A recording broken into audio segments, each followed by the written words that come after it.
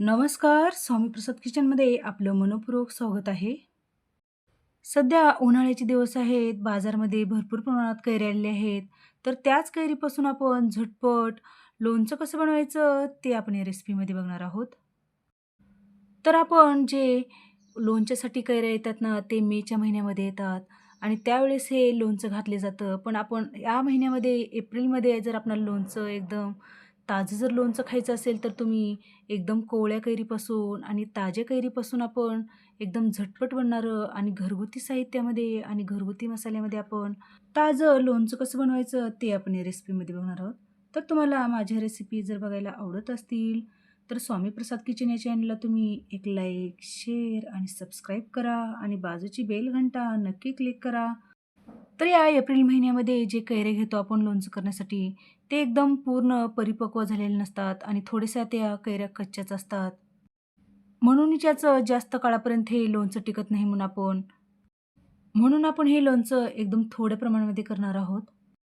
म्हणून मी जास्त दिवस टिकणाऱ्या लोणच्याची रेसिपी मी नंतर थोड्या दिवसांनी तुमच्यासोबत शेअर करणार आहे.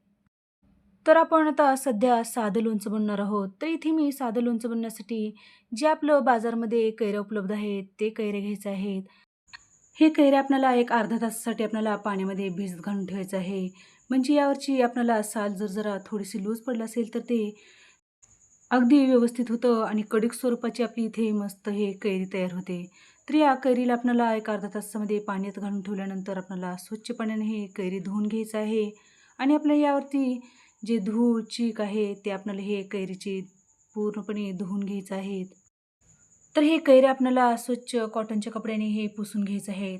म्हणजे हे लोणचं करत असताना आपल्या या कैरीमध्ये जरासही पाण्याचा अंश जायला नको म्हणून अशा पद्धतीने आपल्याला पूर्णपणे हे सगळ्याच कैऱ्या कॉटनच्या कपड्याने हे पुसून घ्यायचं आहेत. तर या कैऱ्याचा आपल्याला देठाकडला भाग कट करून टाकायचा आहे आणि आपल्याला हे कैरी कट करून घ्यायचं आहे.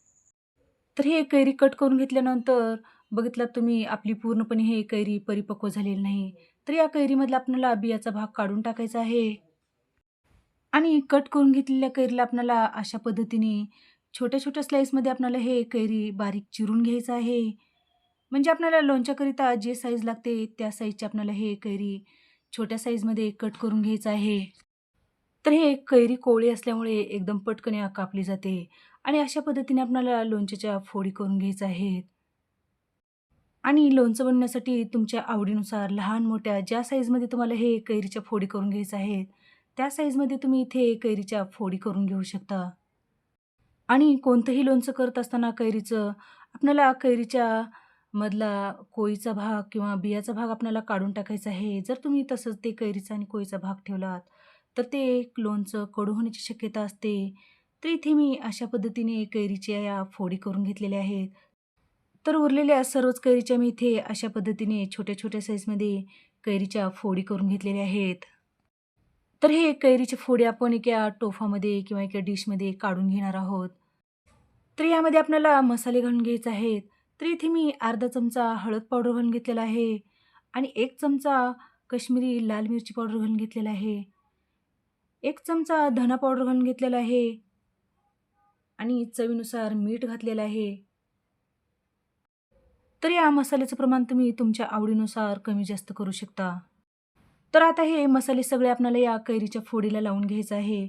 तर अशा पद्धतीने आपल्याला हे कैरीला सगळे मसाले लावून घ्यायचे आहेत. तर लोणचं करत असताना आपल्याला मिठाचं प्रमाण जास्तच ठेवायचं आहे. तर या कैरीच्या फोडींना मी हे सगळे मसाले लावून घेतलेले आहेत. तर यावरती झाकण ठेवून आपल्याला हे एक 10 ते 15 मिनिटासाठी हे मसाले या कैरीला मुरवत बाजूला काढून ठेवायचे आहेत. लोणच्याच्या फोडणीसाठी आपल्याला लागणारं साहित्य बघूया. तर इथे मी मोहरी घेतलेली आहे आणि त्या मोहरीला जाडसर मिक्सरमध्ये वाटून घेतलेलं आहे. जर तुमच्याकडे मोहरीची रेडीमेड डाळ असेल, तर तुम्ही या ठिकाणी मोहरीची रेडीमेड डाळ वापरू शकता. अर्धा चमचा बडीशेप घेतलेला आहे, अर्धा चमचा मेथीचे दाणे घेतलेले आहेत, थोडीशी हिंग घेतलेली आहे आणि 1 चमचा जिरं घेतलेलं आहे आणि इथे 10 ते 12 लसणीच्या पाकळ्या त्याला जाडसर ठेचून घेतलेलं आहे. तर लोणच्यासाठी आपल्याला इकडे फोडणी बनवून घ्यायचं आहे.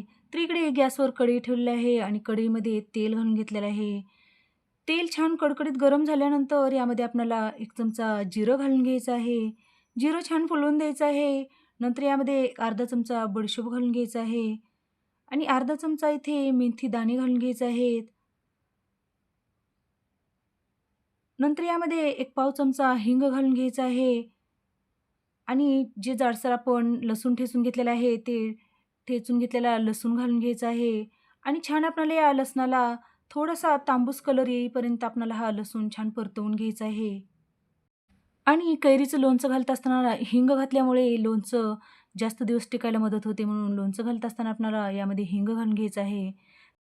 तर आपण पहिल्यांदा हे तेल छान कडकडीत गरम करून घेतल्यामुळे हे सगळे जिन्नस छान तळले गेलेले आहेत. तर सगळ्यात शेवटी आपल्याला जी आपण मिक्सरला जाडसर मोहरी वाटून घेतली होती, ती मोहरी आपल्याला यामध्ये घालून घ्यायचं आहे आणि या तेलामध्ये छान मिक्स करून घ्यायचं आहे. आणि ही वाटून घेतलेली मोहरी आपल्याला 1 मिनिटभरासाठीच आपल्याला या तेलामध्ये थोडंसं परतवून घ्यायचं आहे. मोहरी या तेलामध्ये थोडंसं परतल्यानंतर या स्टेजला आपल्याला इथे गॅस बंद करून घ्यायचा आहे. तर हे फोडणी आपल्याला थंड करून घ्यायचं आहे आणि थंड करण्यासाठी आपल्याला एक 10 ते 15 मिनिट आपल्याला हे फोडणी बाजूला काढून ठेवायचं आहे. तर इकडे आपली हे कैरी पण या मसाल्यामध्ये छान मुरले गेलेले आहेत. तर बघितलात तुम्ही या कैरीच्या फोडींना थोडंसं पाणी सुटलं गेलेलं आहे आणि मस्त आपली इथे या मसाल्यामध्ये कैरी छान मुरली गेलेली आहे. जर या फोडीमध्ये अतिप्रमाणात जर पाणी सुटलं असेल, तर तुम्ही यामधलं पाणी काढून टाकू शकता. तर इकडे आपली पूर्णपणे हे फोडणी थंड झालेली आहे. तर बोट घालून दाखवत आहे, हे पूर्णपणे हे फोडणी थंड झालेली आहे. जरासही हाताला चटका बसत नाही. तर हे थंड झालेली फोडणी आपल्याला या कैरीच्या फोडीवरती घालून घ्यायचं आहे. जर तुम्ही या लोणच्याच्या फोडीमध्ये गरम-गरम फोडणी टाकलात, तर या लोणच्याच्या फोडी नरम होतात किंवा मऊ होतात आणि एकदम लोणचं लवकर खराब होण्याची शक्यता असते. म्हणून आपल्याला यामध्ये हे फोडणी पूर्णपणे आपल्याला थंड करूनच या लोणच्यामध्ये घालायचं आहे. तर ही फोडणी घातल्यानंतर या फोडीमध्ये आपल्याला छान मिक्स करून घ्यायचं आहे. तर बघितलं तुम्ही मिक्स करून घेतल्यामुळे आपल्या या लोणच्याला कलर किती सुंदर आलेला आहे आणि मस्त आपलं इथे लोणचं बनवून तयार झालेलं आहे. तर या लोणच्यावरती तुम्हाला जरासंही तेल दिसत नसेल, पण यावरती आपल्याला झाकण ठेवून 1 दिवस हे लोणचं आपल्याला मुरवण्यासाठी ठेवायचं आहे. म्हणजे या लोणच्याला दुसऱ्या दिवशी आपोआप तेल सुटतं. तर इथे दुसऱ्या दिवशी झाकण काढून बघूया. तर बघितलं तुम्ही आपल्या मस्त या लोणच्याला छान तेल सुटलं गेलेलं आहे. तर हे लोणचं जसं-जसं 1-2 दिवस हे मुरत जाईल, तसं-तसं आपल्या या लोणच्याला तेल जास्त सुटतं. तर इथे 1 दिवस मी हे लोणचं मुरवत ठेवलं होतं, तर या लोणच्याला आपल्या मस्त तेल छान सुटलं गेलेलं आहे आणि आपल्या या लोणच्याला कलर किती सुंदर आलेला आहे बघा. तर हे 1 ते 2 दिवसामध्ये हे लोणचं छान मुरलं जातं आणि आपल्याला हे खाण्यासाठी आपलं लोणचं बनवून तयार झालेलं आहे. तर हे कच्च्या कैरीचं लोणचं एकदम जास्त दिवस टिकत नाही. जर तुम्हाला हे लोणचं टिकवून ठेवायचं असेल, तर तुम्ही एखाद्या काचेच्या भांड्यामध्ये घालून किंवा एखाद्या काचेच्या भरणीमध्ये घालून तुम्ही हे हे लोणचं फ्रीजमध्ये ठेवू शकता. म्हणजे जास्त दिवस हे लोणचं आरामात टिकते. तर आपल्या इथे मस्त झटपट आणि एकदम कोवळ्या कैरीचं आणि ताजं आपलं लोणचं बनवून तयार झालेलं आहे. तर तुम्हाला आजची लोणच्याची रेसिपी कशी वाटली? नक्की एक कमेंट करा. तर अशाच नवीन-नवीन रेसिपीसाठी तुम्ही माझ्या चॅनलवरती जर नवीन असाल, तर स्वामी प्रसाद किचन या चॅनलला तुम्ही एक लाईक, शेअर आणि सबस्क्राईब करा आणि बाजूची बेल घंटा नक्की क्लिक करा. धन्यवाद.